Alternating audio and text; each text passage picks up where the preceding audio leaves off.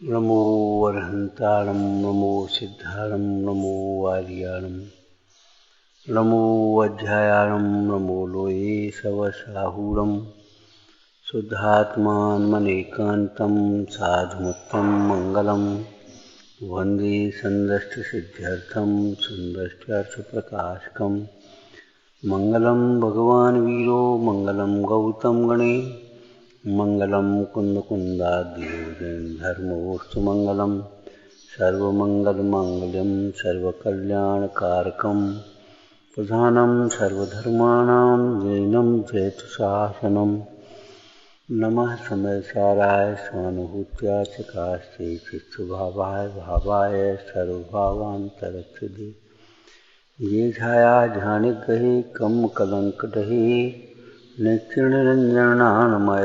परमप्रणवे कृतकारितानुमननय त्रिकाल विषयं मनोवचन काय परिहृत्य कर्म सर्वं पर्वं निष्कर्म अवलंबे।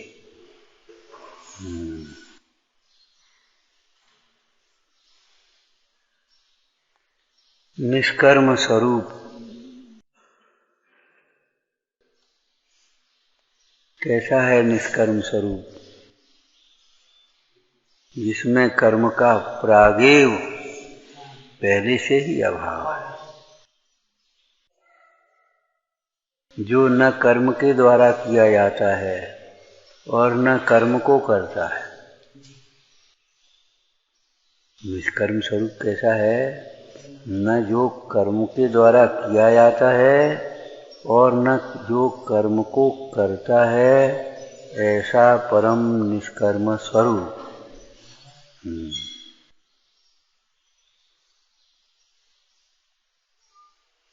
वही अवलंबन करने योग्य है।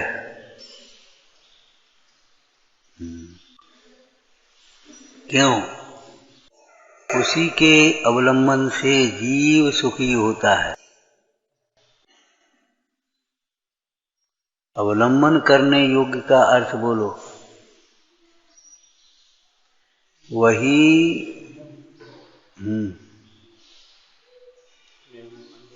हाँ, बहुत सुंदर। वही अपना कहने लायक है, अपना मानने लायक है, वही मैं हूं ऐसा अनुभवने लायक।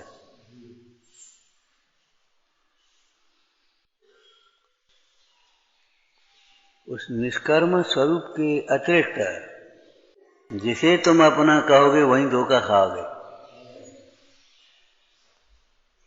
वही अवलंबन करने, वह निष्कर्म स्वरूप आत्मा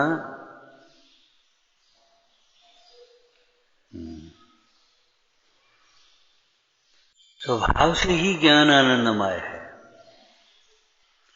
स्वभाव से ही प्रभु है।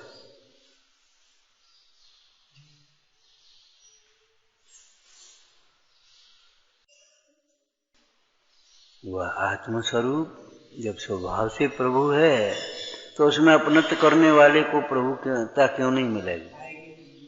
दृष्टांत, जो राजा है उसे वरण करने वाले महारानी कैसे नहीं होगी?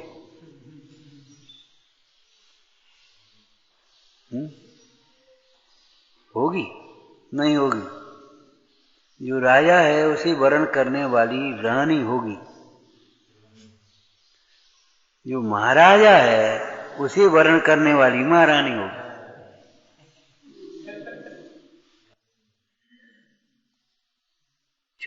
छोटा राजा हो, एक ग्रामपति जो हो, उसको वरण करने वाली विचार करो, छखंड की साम्राज्ञी कैसे होगी? जो राजा है उसे वरण करने वाली स्त्री रानी कैसे नहीं होगी? जो पर है उसे वरण करने वाली स्त्री, उसमें रमने वाली स्त्री व्यभिचारिणी कैसे नहीं होगी? निंद कैसे नहीं होगी? जो पर है, पर पुरुष, एक और खुलासा कर दो, जो पर पुरुष है उसे चाहने वाली, उसमें रमने वाली स्त्री व्यभिचारिणी कैसे नहीं होगी? निंद कैसे नहीं होगी? अनाथ कैसे नहीं होगी? अनाथ तो समझते हो, जब तक वो कुशील के प्रसंग में लिखा ना, जब तक स्त्री का रूप है, यौवन है, उसे लूटने वाले बहुत हैं। और वह अपने पति से विमुख होकर चाहे जिसका आश्रय करे, जब उसको उस पापों का उदय आए, शरीर में उगे, अब कौन पूछेगा? जो पर है, पर पुरुष है, उसे चाहने वाली, उसमें रमने वाली स्त्री व्यभिचारिणी कैसे नहीं होगी? निंद कैसे नहीं होगी? दुखी कैसे नहीं होगी? बोलो, होगी ही होगी। और दृष्टांत बोलो। जो परद्रव्य है, उसे अपना मानने वाला, उसे चुराने वाला, उसे भोगने वाला व्यक्ति चोर कैसे नहीं होगा? अपराधी कैसे नहीं होगा?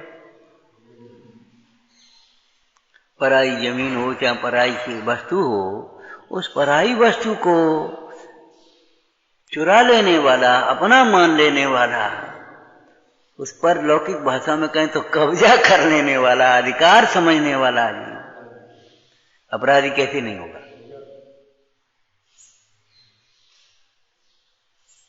जो उपमान पर धन हरे सो अपराधी अज्ञ, जो अपनो धन व्यव हरे सो सर्वज्ञ। एक शब्द बीच में भूल गए, उसमें दोबारा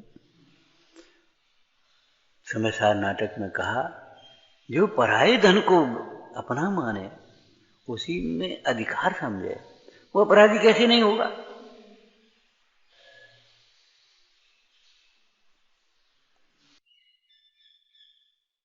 इसी प्रकार जो मैं नहीं है, जो अपना नहीं है, उसे अपना मानने वाला जीव दुखी कैसे नहीं होगा?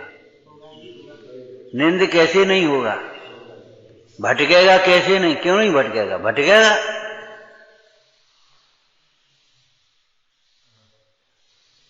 जहां हम जाते हैं वहीं से हमको भगा देते हैं। तो तुम अपने घर में क्यों नहीं रहते? हम जहां बैठे हैं वहीं से उठा देते हैं। तुम अपनी सीट पर क्यों नहीं बैठते? हम जो उठाते हैं सो उसी को हमसे छीन लेते हैं। हमको भाई तुम अपनी वस्तु ले ना।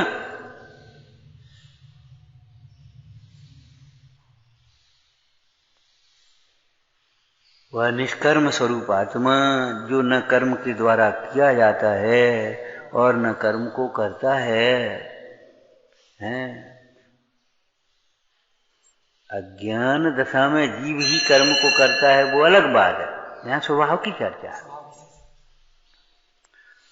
वह निष्कर्मात्मा स्वभाव से आनंदमय है, उसमें अपनत्व करने वाला, उसी अभिन्नपने में हूं ऐसा अनुभवने वाला जीव ज्ञानी कैसे नहीं होगा? सुखी कैसे नहीं होगा?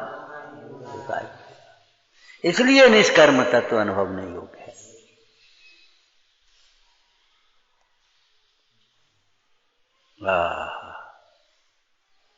बीमारी में कड़वी दवाई क्यों पीने लायक? यही हमारे रोग का निवारण करने वाला है, यही हमें स्वस्थ करने वाली है। लड्डू क्यों नहीं खाने लायक? जो अच्छा लगता है सो नहीं खाने लायक, क्योंकि वह हमारे रोग को बढ़ाने वाला है।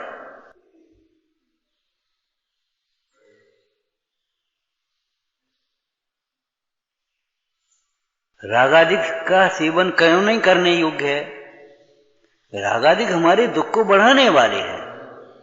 वितराग विज्ञानता ही क्यों प्रयोजन है? वह हमारे दुख, हमें दुख से छुड़ाकर सुख को उत्पन्न करने वाले। प्रयोजन पर दृष्टि रखेंगे तो पर से विरक्ति होगी। अपनी परिणति अपने में ढलेगी अगर प्रयोजन पर दृष्टि होगी। प्रयोजन माने सुखी, सुखी कैसे होंगे बता।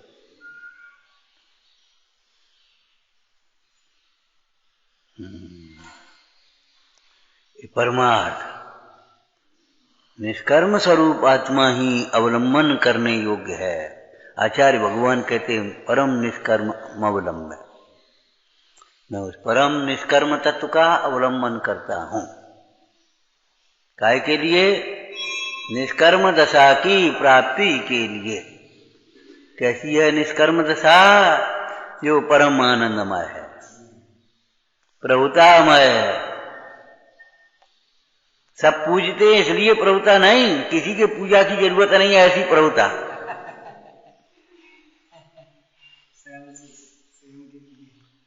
जो उन्हें पूजते हैं ये उनका विवेक है, उससे इनकी प्रभुता नहीं है।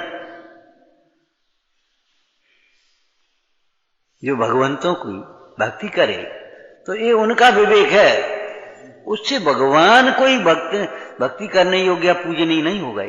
वे तो अपने गुणों से पूजनीय है।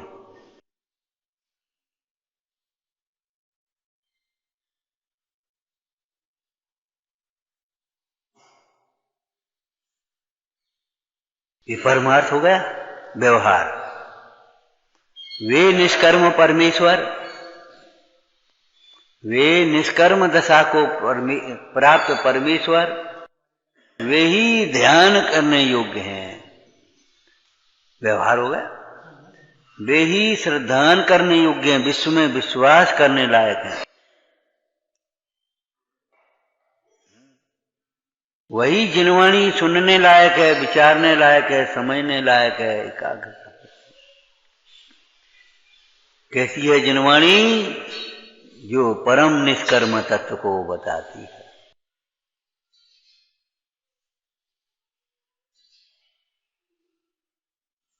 जिन धर्म का गाढ़ श्रद्धानी, उसके अर्थ में चर्चा है कि नहीं? क्या जिन धर्म का सिद्धांत? एक जिन धर्म ही हमें समस्त दुखों से मुक्त करने में, छुड़ाने में समर्थ है।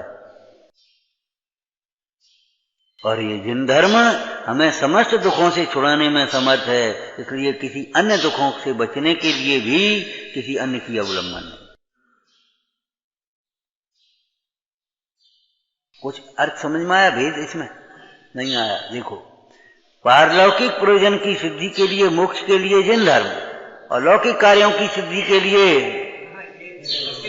हाँ, उसके लिए भी जिन धर्म। जिन धर्म के सेवन से लौकिक प्रयोजन जैसे ही भाषित नहीं होते, उनसे उदासीनता आ जाती है।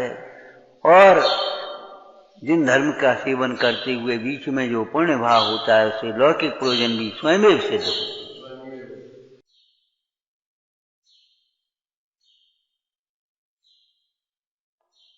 पहले नंबर पर ये लाने, और वह धर्म कठिन नहीं है, वह हमारा स्वभाव ही है। वह धर्म वस्तु का स्वभाव ही है। वह कृत्रिम नहीं है, स्वाभाविक है, ओरिजिनल, नकली नहीं है, कृत्रिम नहीं है। वह जिन धर्म कोई देह की क्रिया या कुल की क्रिया नहीं है, कुलाचार नहीं है। कुल को आचारता है, मूर्ख धर्म कहें, पंडित धर्म कहें, वस्तु के स्वभाव। वह जिन धर्म कोई कुलाचार, कुल की क्रिया नहीं है, कुल से परंपरा से चली आई क्रिया, वह कोई देह की क्रिया नहीं है, वह कोई थोड़े से पराश्रित दुर्विकल्प नहीं है, उनका नाम धर्म नहीं है, वस्तु स्वभाव। अपने को आप रूप अनुभव करना, ये धर्म है। अपना स्वभाव धर्म त्रैकालिक धर्म हो गया, और जो दुख से छुड़ाता है वह आत्मा का अनुभवन करना, ये धर्म है। अपने को आप रूप अनुभवना।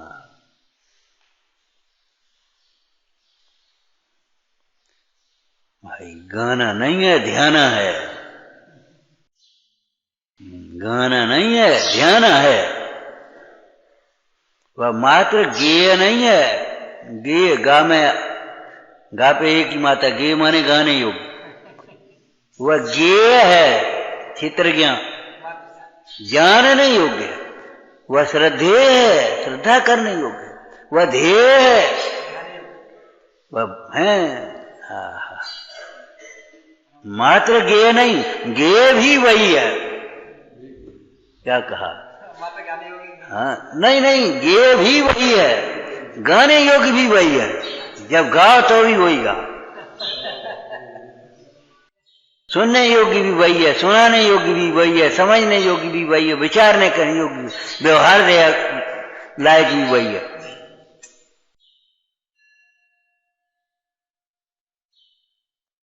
अपने घर में चाय कच करो। चाय कच करने का मतलब जिसमें तुम्हें सुख लगे सो करो। खेलने लायक भी अपना घर है, कोई खतरा नहीं है। खाने के लिए भी अपना घर है, मनोनुकूल भोजन करो, हैं?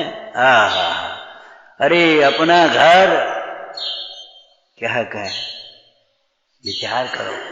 किसके लिए अपना घर नहीं, किसके लिए पड़ोसी के घर में जाओ?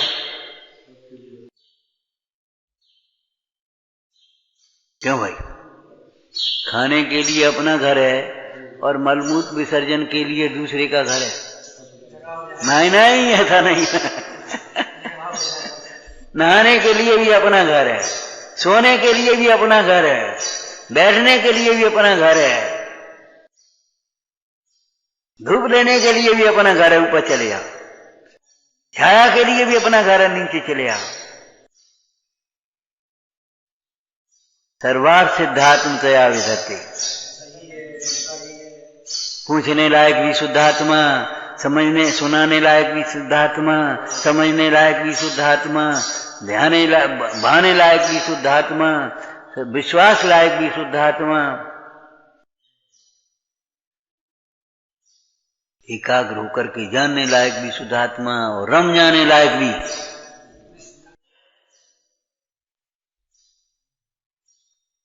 कोई ये सोचे कि निर्विकल्प दशा में शुद्धात्मा अवलंबन होता होगा और सविकल्प दशा में परद्रव्य अवलंबन होते होंगे, ऐसा नहीं है। क्या बोलो? सविकल्प दशा में भी शुद्धात्मा ही अवलंबन होता है, वो परोक्ष रूप से होता है। किस तरह से? दृष्टांत बोलो, प्रसिद्ध दृष्टांत ही बोलो।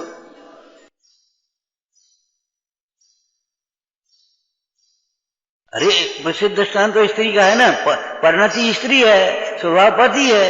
पति के संयोग काल में तो पति अवलंबन लायक है ही, पति के वियोग काल में भी पति ही अवलंबन लायक है। कैसे? पति का ही स्मरण, पति के गुणों का स्मरण, पति के आने की प्रतीक्षा, पति का समाचार, पति के लिए ही आते होंगे, लाओ बना के रख लें जी, भैया तुम जा रहे जी, लेते जाना, दे देना। माने सारा समर्पण काय के लिए है उसका? उसी के फोटो को निहार रही है, उसी की तैयारी में लगी है, उसी की भावना। कवे आए? कहे बेटा कवे आए गए? बेटा से मतलब थोड़ी उसे। कहे भैया मिले थे, हाँ मिले तो थे, कचुकाई थी, कवे आएंगे? कछु चिट्ठी विट्ठी गई, मतलब पति का समाचार।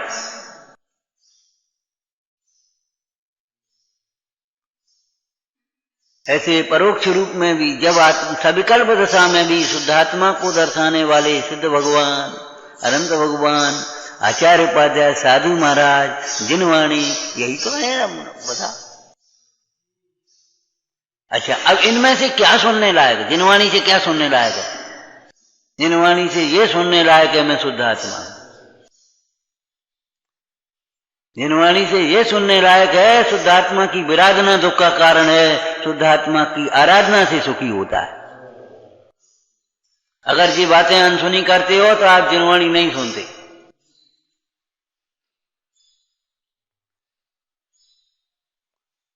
वह शुद्धात्मा विनय करने योग्य है। अगर नहीं सुनते तो अनसुनी कर रहे हो, बिल्कुल अनसुनी करते हो। जो नहीं आते भी नहीं सुनते उनकी बात अलग है। आप भ्रम में मत रहना, हम तो रोज सुनते हैं, हम तो 2 टाइम सुनते हैं, बिल्कुल अनसुनी करते हो। एक बार सुने तो काम बन जाए। अनादिकाल से काम भोग बंधन की कथा सुनी है, परिचित है, अनुभूत है। एकत्र वक्त आत्मा की कथा सुनी नहीं तो समोषण में गए, सुनी नहीं, पहले कभी सुनी नहीं होगी।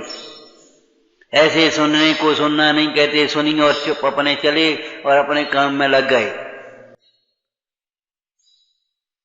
उसके ऊपर तेरा विचार नहीं चले, उसके सन्मुख प्रवृत्ति न होवे, उसे प्रत्यक्ष देखने का कौतूहल नहीं हो जाए तो काय की सुनी? तुमने सुनी? आज वहां सर्कस आएगो हाट में, देखने का मन नहीं चले तो का सुनी?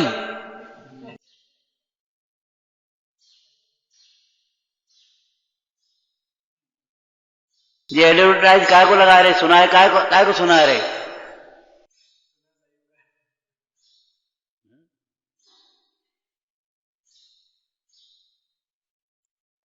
आगम से प्रभु महिमा सुन प्रत्यक्ष लखों ऐसा मन हो, तुम ही जिनवर प्राण हमारे, तुम ही तो जीवन धन हो। बोलो भैया कहाँ है? कहाँ लिखी है? अरे सिमंदर भगवान की पूजा पढ़ो। आगम से प्रभु महिमा सुन प्रत्यक्ष लखों ऐसा मन हो, तुम ही जिनवर प्राण हमारे, तुम ही तो जीवन धन हो।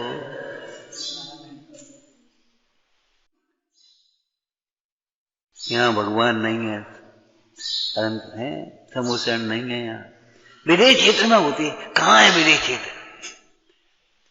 प्रत्यक्ष लखों।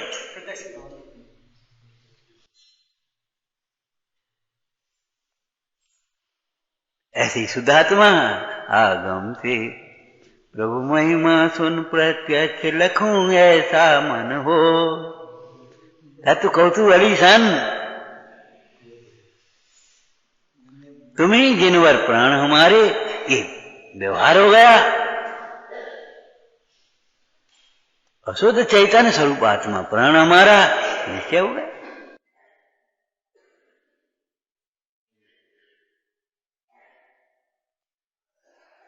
कभी स्वप्न में ये बात मत सोचना, शीलवती स्त्री सोच नहीं सकती इस बात को कि मेरे लिए अन्य भी अवलंबन हो सकता है। सोच नहीं सकती, उसे मन में नहीं आ सकती कोई अन्य अवलंबन।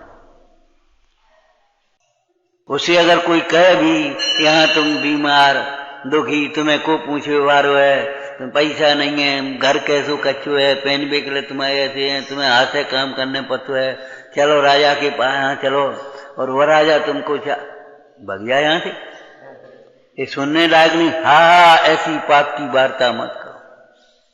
स्वर्ग में मैं कल वृक्ष है, भोग भूमि है, नंदन मलाना है, ऐसी देवांगना है, ऐसी व्याक्रिय शरीर, चुप बात मत करो। हाँ, ऐसी पाप की वार्ता हमें मत सुनाओ। ये महाराज झूठी है। अरे झूठी की बात नहीं है। ये बम्बई चलोगे? ऐसे बढ़िया वो है वहां, क्या बोल देते हम जानते नहीं। हाँ, ऐसी पाप की वार्ता हमसे मत करो।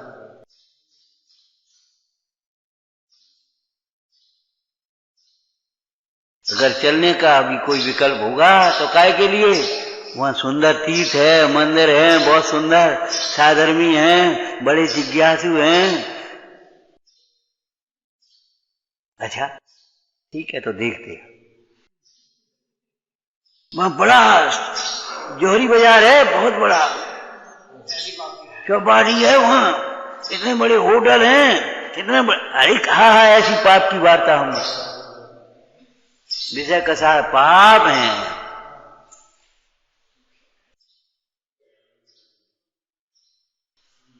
जहां शुद्धात्मा नहीं वहां हमारे लिए कुछ छूना है।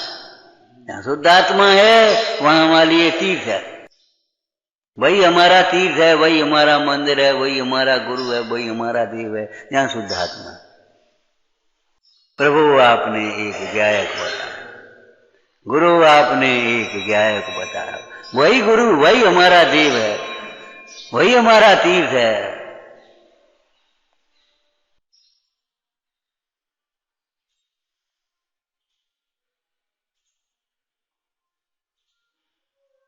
परम निष्कर्म तत्व अवलंबन करने योग्य है।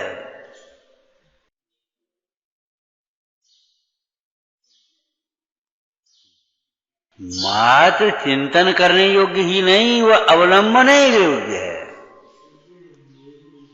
पंडित टोटामल जी के दृष्टांत से वरना वह शुद्धात्मान रूपी अमृत पीने लायक है, केवल प्रशंसा लायक नहीं। कोड़ी को अमृत पान करे और वह प्रशंसा तो करे, बहुत बढ़िया अमृत है जब तुम लाए हो तो।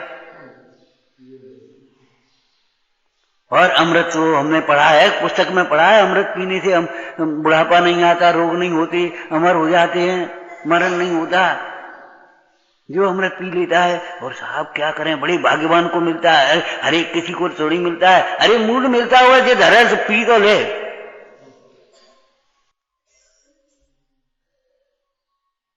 वह अमृत पान न करे, उसके अभाग की महिमा हमसे अभागा।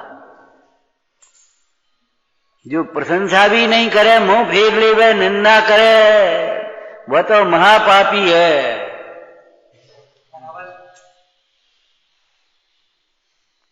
नरक निगोद का पात्र है। जो शुद्धात्मा का, शुद्धात्म तत्व को दर्शाने वाले वितरागी देव साध गुरु की प्रशंसा भी न करे, भक्ति भी न करे, संसार के रूपी समुद्र के मगर में रहने वाले मगर के मुख में, तो नरक निगोद का पात्र पापी है। लेकिन जो केवल प्रशंसा करे और पान न करे, अच्छा अच्छा कहे लेकिन अंतर में सच्चा न समझे, वह भी पुण्य कर रहा है लेकिन मोक्ष मार्गी नहीं होता। कहा था ना, जो अच्छा लगता है तो पुण्य होता है, जब सच्चा लगता है तो सम्यक तो होता है। जब तक सच्चा नहीं लगता तब तक सम्यक तो नहीं होता, मोक्ष मार्ग नहीं होता। अच्छा लगता, बहुत अच्छा प्रवचन है, बहुत अच्छी जनवाणी, बहुत अच्छी पूजा है, बहुत अच्छा मंदिर है, पुण्य पुण्य। हम गए थे, बहुत अच्छा तीर्थ है, बहुत अच्छा स्वाध्याय है, बहुत अच्छे पंडित जी है, बहुत अच्छे महाराज है, ठीक, पुण्यवान।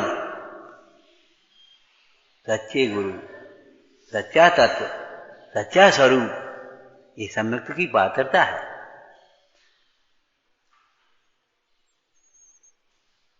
और स्वानुभव पूर्वक जब सच्चा भाषित होता है, सम्यक होता है।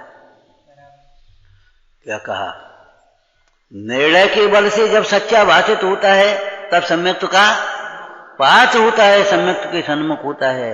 और जब स्वानुभव पूर्वक सच्चा भाषित होता है तब सम्यक भी होता है। जिसे सच्चा नहीं लगता, ऊपर ऊपर से हाँ अच्छा अच्छा ठीक है ठीक है ठीक है, अरे रे प्रभु नहीं, और केवल ऊपर ऊपर से करता है, भीतर तो भुनभुन चलती है, वो तो मायाचारी है, पापी है। और उसमें से कुछ अच्छा है कुछ खराब है ऐसा करता है। अपने राग के अनुसार है सो अच्छा है, अपने शिष्टाचार के अनुसार है सो अच्छा है। ये पंडित जी अच्छे से कछु नहीं कहा। वो डॉक्टर अच्छा बन गई, सब चाहे कछु खाओ, वो डॉक्टर अच्छा है, अरे अच्छा नहीं है।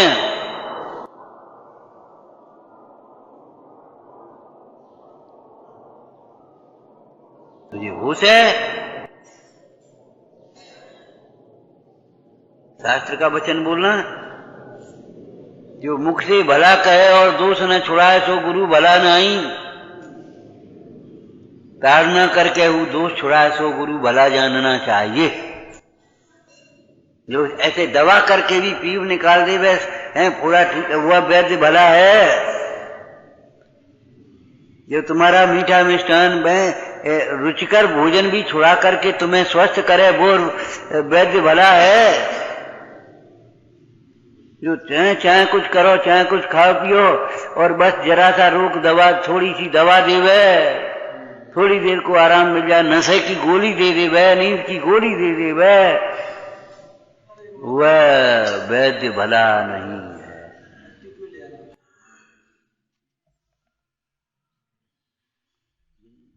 ऊपर पर से बात तो ठीक है, बात तो ठीक है, ठीक है, बात तो आपकी ठीक है, राष्ट्र में सब ठीक नहीं, लेकिन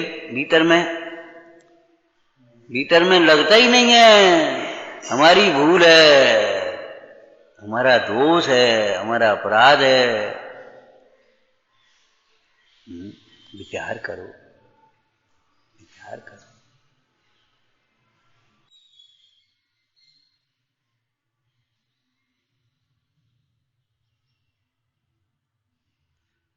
वह निष्कर्म तत्व ही अवलंबन करने योग्य है। पुण्य पाप अधिकार में से बोलो, इसका अर्थ पुण्य पाप अधिकार में से बोलो।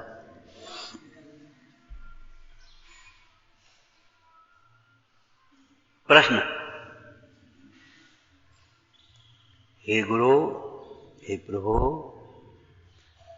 आपने एक शुद्ध आत्मा ही अवलंबन करने योग्य कहा, तो जो हम लोग तो ग्रस्त हैं, श्रावक हैं, ये चर्चा, ये शब्द वहां नहीं है, हम कह रहे हैं इसको।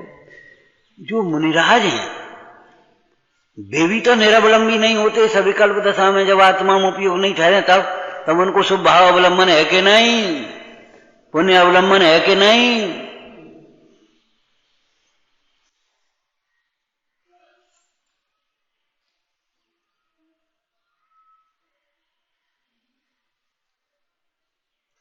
प्रश्न आ गया कि नहीं आ गया? उत्तर,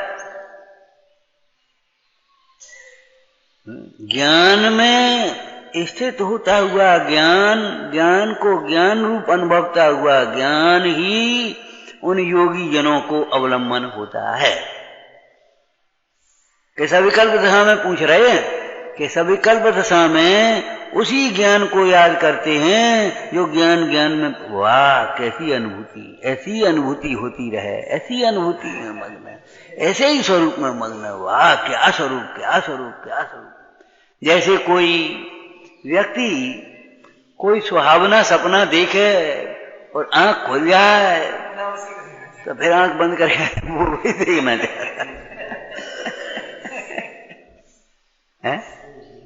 जैसे कोई सुहावना सपना देखे तो और आंख खुल जाए, पहले तो एक वैसी लगा ही काय जगा दो तुमने, उसका तुम्हारी दृष्टांत माला में तो क्या दिया, वो घसियारा स्वप्न देखने लगा राजा का और उसने आकर के जगा दिया, देखो वो घास का गट्ठर भैंस चल रही है, ले खुरपी मारन को दौड़ा, ऐसा लिखा। आज तूने हमारी सबरी कर, क्या बढ़िया राजपद मिला, सपने में राजपद पाया, उठ मूलक रुदन मचाया।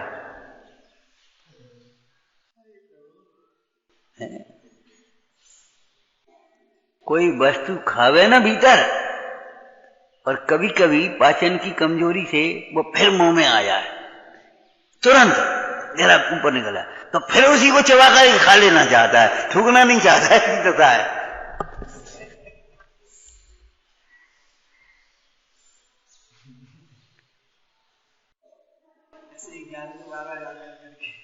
क्या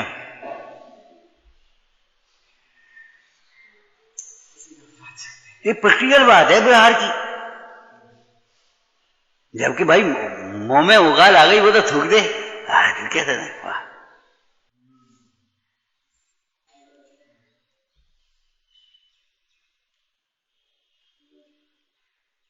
निकाल, ऐसे एक क्षण भी अपने स्वरूप से बाहर नहीं रहना चाहते, उसी का स्मरण करते हैं, उसी के लिए पुरुषार्थी होते हैं, उसी को भाते हैं। और जितना स्थूल हो तो जो उसमें रमते हैं उन्हीं को प्रशंसते हैं, उन्हीं की भक्ति करते हैं, उन्हीं की संगति करते हैं, उन्हीं को याद करते हैं। वे भी तो जीव है, वे कैसे स्वरूप में रमे है, तू क्यों नहीं रमता आत्मन? ऐसे अपने को संबोधन कर रहा है, धन्य है। जैसे कोई अपने बेटे को समझाता है, जैसे कोई माँ अपने बेटे को समझावे, ऐसे ये ज्ञानी अपनी परिणति को समझाते हैं। ये क्या होगा? ज्ञान की महाशरण को प्राप्त मुनिजन कहीं अशरण नहीं है। उन्हें ये बाहर के अवलंबनों की जरूरत नहीं है। तो लिखा तो है, करते प्रवृत्ति तो देखे जाते हैं। और देखो छोटा जी ने लिखा ना, क्या क्या लिखा? जब तक गीतराग ज्ञाता दृष्टा रूप परिणति न हो, निर्बंध परिणति न हो, तब तक प्रशस्त राग रूप प्रवर्तन करो। लिखा है कि नहीं लिखा? अरे तो प्रवर्तन करो, लेकिन उसी का अवलंबन करो जी। कहां लिखा है? उसमें प्रवर्तन कैसे करोगे? उसके माध्यम से अपने स्वरूप की साधना करें।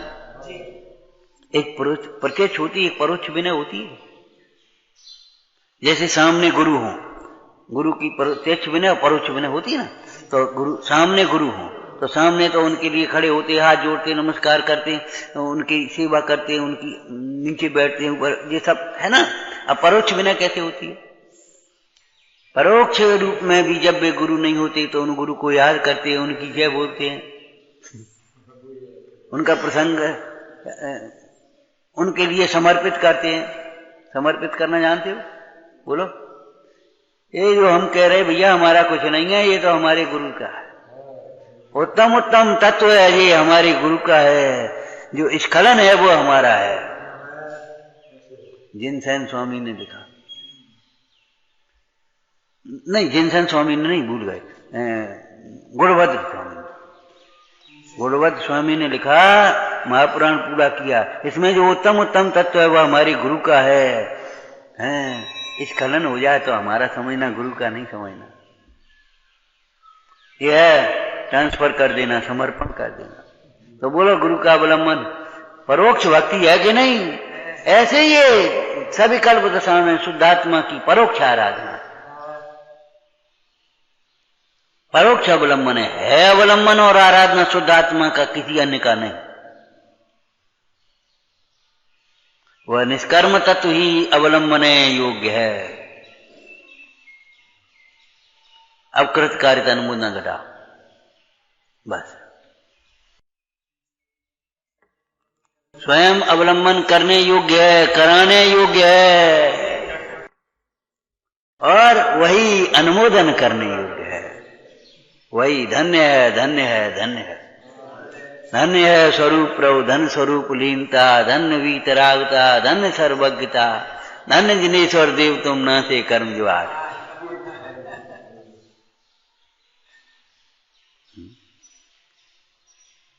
विचार करो, तुम्हें अच्छे भक्ष्य भोजन करने लायक है, बढ़िया शुद्ध भोजन करने लायक है, और बाल बच्चों को क्या अवच खिलाने लायक है? क्यों?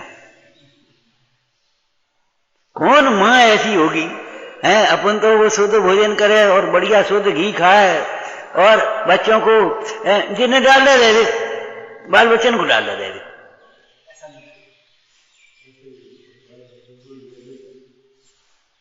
क्यों? कोई माँ ऐसा करे?